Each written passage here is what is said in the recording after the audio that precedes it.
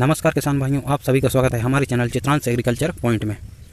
आज की वीडियो में बात करेंगे धान की फसल जब बालियों की अवस्था पर होती है तब बहुत से किसान भाई कुछ गलती करते हैं जिससे उनके उत्पादन पे भी असर पड़ता है और साथ ही धान की फसल में रोग भी ज़्यादा लगने लगते हैं। आज कुछ अन्य उन कारणों के बारे में बात करेंगे जो हमारी धान की फसल में होने वाले रोग और उत्पादन पर बुरा असर देते हैं।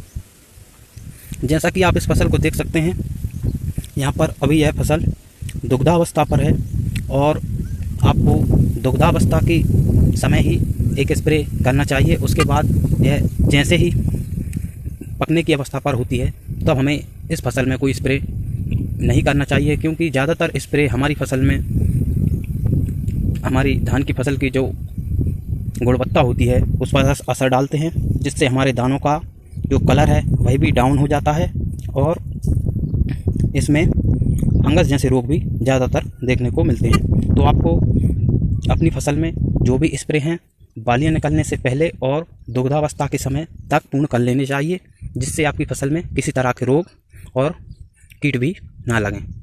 जैसा कि आप इस फसल को देख सकते हैं, इसमें सभी तरह के कीटनाशकों का प्रयोग किया जा चुका है और आप इसे देख सकते हैं, इसमें किसी तरह के भी कीट यहाँ पर आपको देखने को नहीं मिलेंगे। तो आपको इसी बात का ध्यान रखना है कि अपनी फसल में स्प्रे बालियाँ निकलने से पहले और दुग्धावस्था के समय ही करें और इसमें किसी भी उर्वरक का प्रयोग ना करें। जब आपकी फसल बालियों की अवस्था पर हो तब आप इसमें किसी तरह के उर्वरक भी ना डालें, क्योंकि इससे भी आपकी फसल में फंगस जैसे रोग देखने को मिलते हैं। तो आप इस बात का ध्यान रखें। और एक अन्य कारण होता है कि बालियाँ निकलते समय हमें इसमें पानी रखना चाहिए।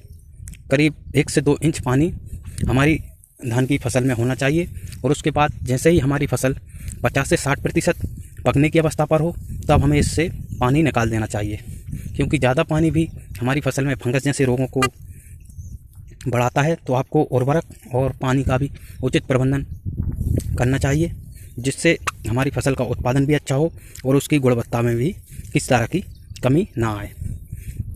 उर्वरकों का प्रयोग ज़्यादातर गवट अवस्था पर ही करें, क्योंकि उसी समय हमारी फसल की जो अवस्था होती है वह उर्वरक देने की अवस्था होती है, जिसमें आप NPK 05234 और नाइट्रोजन, पोटास, फास्फोरस जैसे उर्वरकों का प्रयोग कर सकते हैं। उसके बाद गवट अवस्था के बाद जब बालियों की अवस्था होती है तब हमें इस बात का विशेष ध्यान रखना चाहिए कि कीटनाशकों का प्रयोग ज़्यादा ना हो, जिससे हमारी फसल में होने वाले बहुत से रोग नहीं होते हैं। और आप इसमें गर्दन तोड़ और अन्य कीटनाशक दवा का प्रयोग ज़्यादा ना करें। सिर्फ आपको 2 ही स्प्रे करने होते हैं, एक गवट की अवस्था पर और दूसरा जब आपके खेत में पूरी तरह से बालियाँ इस तरह से निकल आएँ और वह दुग्धावस्था की अवस्था हो। और इस बात का आपको ध्यान रखना चाहिए कि पानी भी आप कम से कम ही अपनी फसल को दें, क्योंकि इस समय पौधे में जो नमी होती है ज़्यादातर दाने तो उसी से अच्छी तरह से पक जाते हैं और आपकी फसल भी अच्छा उत्पादन देती है। तो उर्वरक, पानी और कीटनाशकों का प्रयोग आपको इस अवस्था तक कर लेना चाहिए। जैसा कि आप वीडियो में देख सकते हैं, यहाँ पर अभी बालियाँ दुग्धावस्था पर ही हैं, तो इसी समय तक आप उर्वरक का प्रयोग तो बिल्कुल ना करें। गवट अवस्था तक उर्वरक का प्रयोग करें और उसके बाद एक लास्ट स्प्रे आपको बालियाँ पूरी निकल आएँ तब आप इसमें कर सकते हैं। तो आशा करते हैं कि आपको जानकारी अच्छी लगी होगी। जानकारी अच्छी लगे तो वीडियो को लाइक और चैनल को सब्सक्राइब जरूर करें। धन्यवाद।